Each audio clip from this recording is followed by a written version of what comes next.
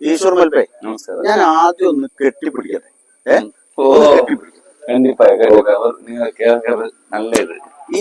ഈ ഒരു പോരാട്ടം ഉണ്ടല്ലോ, കേരളം ഏതാണ്ട് 70-75 ദിവസത്തോളമായിട്ട് ഇങ്ങനെ മനസ്സിൽ നീറി പിടിച്ച ഒരു പ്രശ്നത്തിന്റെ പുറത്ത് കേരളത്തിന്റെ പ്രതീക്ഷ ഇങ്ങനെ ഊതിക്കത്തിച്ച് നിർത്തിയ ഒരാളാണ്. ഞാൻ പറയുന്നത് മൽപ്പയ്ക്ക് മനസ്സിലാവുന്നുണ്ടോ? മനസ്സിലാവും. എന്താ പറഞ്ഞ കേരളക്കാർ നല്ല ആളെ ആ ഒരു പ്രതീക്ഷയുണ്ട്. കേരളം മുന്നോട്ട് വെച്ച, കേരളം മനസ്സിൽ ഇങ്ങനെ വിങ്ങി നിന്നൊരു വലിയ പ്രതീക്ഷ, ആഗ്രഹം, ഈ ചെറുപ്പക്കാരനെ ഞങ്ങൾക്ക് കിട്ടുമോ, തിരിച്ചു കിട്ടുമോ എന്ന് പറയുന്ന ഒരു വലിയൊരു വിങ്ങലുണ്ട് മലയാളക്കരയിലെ ജനങ്ങൾ മുഴുവൻ. അതിന്റെ ഏറ്റവും വലിയ പ്രതീക്ഷയായിരുന്നു, അത് കണ്ടെത്തുമെന്ന് പറയുന്ന ഒരു പ്രതീക്ഷയായിരുന്നു ഈശ്വർ മാൽപ്പേ. ഈശ്വർ മാൽപ്പേ നിരന്തരം അവിടെ പോരാട്ടം നടത്തിയില്ലേ? അധികൃതരോട് പോരാടി, കാലാവസ്ഥയോട് പോരാടി, ഈ പറയുന്ന ജീവിത പ്രാരാബ്ദങ്ങളോട് പോരാടി, എല്ലാം പോരാടിയിട്ടാണ് മാൽപ്പേ അവിടെ ഈ പറയുന്ന ഗംഗാവലി പുഴയിൽ അർജുന് വേണ്ടിയുള്ള തിരച്ചിൽ കൊടുത്തത്. എന്താണ് പിന്നെ ധാരാളം അനുഭവങ്ങൾ ഈശ്വർ മാൽപ്പയ്ക്ക് ഉണ്ട് അല്ലെ? പലരും മാൽപ്പയെ ഈശ്വരനെ പോലെ കാണുന്നുണ്ട്. ജീവിതത്തിൽ ഒട്ടേറെ റെസ്ക്യൂ ഓപ്പറേഷൻസിൽ പങ്കെടുത്തിട്ടുണ്ട്. വീട്ടില് സ്വീകരണ മുറിയിലാകെ അതിന് കിട്ടിയ ആദരവും അംഗീകാരങ്ങളും മെമന്റോസും ഒക്കെയാണ്. പക്ഷേ ജീവിതത്തിൽ ഈ അർജുനെ കണ്ടെത്താൻ വേണ്ടിയിട്ടുള്ള ഒരു പോരാട്ടത്തിനെ പോലെ മറ്റൊരു പോരാട്ടം നമുക്ക് കാണാൻ പറ്റും? അല്ലെങ്കിൽ ഇതിൽ എന്താണ് ഏറ്റവും പ്രധാനപ്പെട്ട പ്രത്യേകതയായിട്ട് കാണുന്നത്? കണ്ടിപ്പായി എന്റെ ലൈഫിലെ ഇത് ഫസ്റ്റ് ആൻഡ് ലാസ്റ്റ് അങ്ങനെ എന്താ പറഞ്ഞ ഈ കേരളത്തിൽ ഒരു നല്ല ഒരു പ്രാർത്ഥന, പിന്നെ അവിടെ ഗോഡ് ബ്ലെസ് ആശീർവാദ, എല്ലാവരുടെ ഒരു ജാതി മത ഭേദമില്ലാതെ ഈ കേരളക്കാർക്ക് ഞാൻ സെല്യൂട്ട് ആക്കും. എന്താ പറഞ്ഞ് ഞാൻ ഒരുപാട്ടി ഇവിടെ ആ തിരക്കിൽ ഒരു 74 ദിവസമായി ഞാൻ അവിടെ 72 ദിവസം ഇരുന്നു. ഞങ്ങളെല്ലാം കാണുന്നത്. ആ ഒരു ദിവസം എൻ്റെ അമ്മ മരണം വന്ന സമയത്തിൽ 11 ദിവസം അവിടെ കൂട്ടി. ആ ഗംഗാവളിയില് ഒത്തിരി വെള്ളമുണ്ട്. ആ സ്ഥലത്ത് നിങ്ങൾക്ക് എല്ലാവർക്കും അറിയൂ. ആ ഗുഡ കീഴെ വീണിട്ട് അർജുൻ കണ്ടില്ലേ. പിന്നെ അവിടെ ഉള്ള 8-11 ടോട്ടൽ, ജഗന്നാഥ്, ലോകേഷ്, നമ്മ പ്രിയപ്പെട്ട കേരളക്കാർ അർജുൻ 3 ആൾ കിട്ടിയില്ല. അപ്പൊ ആ സമയത്ത് അവർക്ക് തിരക്കൽ കണ്ടത് ഈശ്വർ മാൽപ്പേ. അതെ, ഞാൻ പോയി കണ്ടു ആ സമയത്ത്. അപ്പൊ ഒരുപാട് എനിക്ക് മനസ്സിലെ ബേജാറായി എല്ലായി. എന്ന് പറഞ്ഞാൽ ഞാൻ നേവി പോലും പുഴയിൽ ഇറങ്ങാൻ പ്രയാസമാണ് എന്ന് പറഞ്ഞ സമയത്ത് എന്ത് ധൈര്യമാണ് ആ ഇറങ്ങാൻ ഉണ്ടായത്? ധൈര്യം എന്ന് പറഞ്ഞ ആ കീഴെ നമ്മ പ്രിയപ്പെട്ട അർജുനുണ്ട്, പിന്നെ 2 പേരുണ്ട്, ജഗന്നാഥ്, ലോകേഷ്. അവരുടെ വീട്ടിലെ എത്ര കരയനുണ്ട്, എത്ര വിഷമുണ്ട്.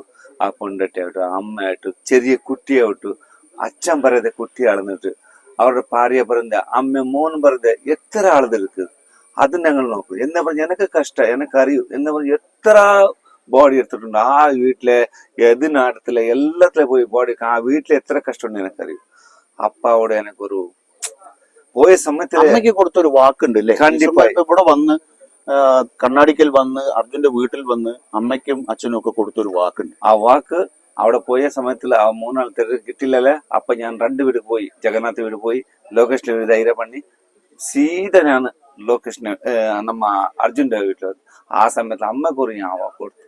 അമ്മേ, നിങ്ങള് മോൻ കുട്ടി ഇപ്പൊ കീഴെ പോയെങ്കിൽ വെള്ളത്തിലെ ഉണ്ട്, മരണപ്പെട്ടു എന്നത് ഞാൻ പറഞ്ഞ സമയത്ത് ഒരു 20-25 ദിവസം. അപ്പ മരണം എന്തെങ്കിലും പെടുവാന്ന് എനിക്ക് ആ അനുഭവം ഉണ്ട്. മരണപ്പെട്ടെങ്കിൽ ആ ശരീരം നിങ്ങളെ വീട്ടിലേക്ക് എത്തും. അങ്ങനെ ഒരു വാക്ക് കൊടുത്തിട്ട് അമ്മലെ കാല് കൈ പിടിച്ചിട്ട് ഞാൻ ഇവിടുന്ന് പോയി. എന്താ പറഞ്ഞ എനക്കറിയൂ, അർജുന്റെ ഒരു ശരീരം കിട്ടാൻ എന്റെ ഒരു പ്രാർത്ഥന അല്ലേ. നിങ്ങൾ സബ്കോ, ഈ കേരളക്കാരന്റെ, കർണാടക, ഇടീ ഭാരത ദേശത്ത് എല്ലാ പ്രാർത്ഥന അതിലെ നിങ്ങൾ കേരളക്കാർ ജാസ്തി പ്രാർത്ഥന പണി അർജുൻ കിട്ടട്ട്, അവന്റെ ഒരു ശരീരം കിട്ടണം. അതിലെ അർജുന്റെ വണ്ടി മണ്ണിലെ ഉള്ളു പോയിട്ട് എത്ര വെള്ളം പോയെങ്കിലും പോയില്ലേ. എല്ലാ ബോഡി വെളിയിലെ പോയി, ഈ ബോഡി മണ്ണിൽ ഇപ്പൊ മേലെടുക്കുന്ന സമയത്ത് വണ്ടി അതിലെ ഉള്ള അകത്തിരുന്ന് ഒരു വാട്ടി അവിടെ വെളിയിൽ പോയിരുന്നില്ല. അർജുൻ കണ്ടിപ്പോ കിട്ടില്ല. അത് പ്രാർത്ഥനയിലെ നിങ്ങളെല്ലാ ജാതി മത ഭേദം ഇല്ലാതെ എല്ലാ ആൾക്കാരും പ്രാർത്ഥന പണി ഇതിനു വേണ്ടി. ഇപ്പം പിന്നെ ഈ ദിവസങ്ങളിലൊക്കെ തന്നെ വിടാതെ പ്രയത്നിച്ച ഒരു ഉടമയുണ്ട്, ലോറിയുടെ ഉടമ. കണ്ടിപ്പോ യഥാർത്ഥത്തിൽ ലോറിയുടെ ഉടമ ഇങ്ങനെയൊന്നും പെരുമാറേണ്ടതില്ല. പക്ഷെ മനാഫ് ഈ അർജുനെ കണ്ടെത്തി അവിടെ നിന്ന് മടങ്ങൂ എന്ന് പറയുന്ന ഒരു ദൃഢനിശ്ചയത്തോട് കൂടിയിട്ട് അവിടെ ശിരൂരിൽ ഗംഗാവലി പുഴയുടെ തീരത്ത് അങ്ങോട്ടും ഇങ്ങോട്ടും നടന്ന് മഴയും വെയിലും കൊണ്ട് നടത്തിയ ശ്രമമുണ്ട്. കണ്ടിപ്പാ ഇതിന് അങ്ങനെ ആരെയെങ്കിലും ഇതുപോലെ മുമ്പുള്ള റെസ്ക്യൂ ഓപ്പറേഷനിൽ ಖಂಡಿತ ಜಗತ್ತಲ್ಲಿ ഞാൻ കണ്ടില്ല എത്രയോ അടുത്ത് ನಮ್ಮ മൂന്നപ്പ അങ്ങനെ ഒരു മുതലാളി ലോകത്തിലെ നോക്കില്ല അവരൊരു മാർവെൽ എല്ലാ മുതലാളിക്ക് ഒരു ആദരവാണ് എന്താ പറഞ്ഞ ഒരു ഡ്രൈവർ വെള്ളത്തിലല്ല എന്തെങ്കിലും ആയെങ്കിൽ അവന്റെ പിന്നടി ഞാനുണ്ട് അതിപ്പോ നമ്മ ജഗത്തിലെ കണ്ട മോനപ്പണ്ണ ഇപ്പൊ ഇത് ജഗത്ത് കണ്ട ഒരു ശ്രേഷ്ഠ വ്യക്തി എന്നാ പറഞ്ഞ ഇവിടെ ഒരു അർജുൻ കൊണ്ടുവരുന്ന അതിലെ എല്ലാ ക്രെഡിറ്റ് മോനപ്പണ്ണ കേൾക്കുന്നു ഓക്കെ. നമ്മൾ എന്തായാലും മനാഫും അതുപോലെ തന്നെ ഈശ്വർ മൽപ്പയും അമ്മയ്ക്ക് കൊടുത്ത ഒരു വാക്കുണ്ട്, അർജുന്റെ അമ്മയ്ക്ക് കൊടുത്ത വാക്ക്. അത് ആ വാക്ക് ഇന്ന് യാഥാർത്ഥ്യമായിരിക്കുകയാണ്. നമുക്ക് ജീവനോടെ കണ്ടെത്താൻ കഴിഞ്ഞില്ല, ഭൗതിക ശരീരമെങ്കിലും ഇവിടെ തിരിച്ചു കിട്ടണമെന്നതായിരുന്നു കേരളത്തിന്റെ പ്രാർത്ഥന. ആ പ്രാർത്ഥന ഇന്ന് യാഥാർത്ഥ്യമായിരിക്കുകയാണ്. ആയിരക്കണക്കിന് ആളുകളാണ് അർജുന്റെ അന്ത്യയാത്രയിൽ വന്നത്.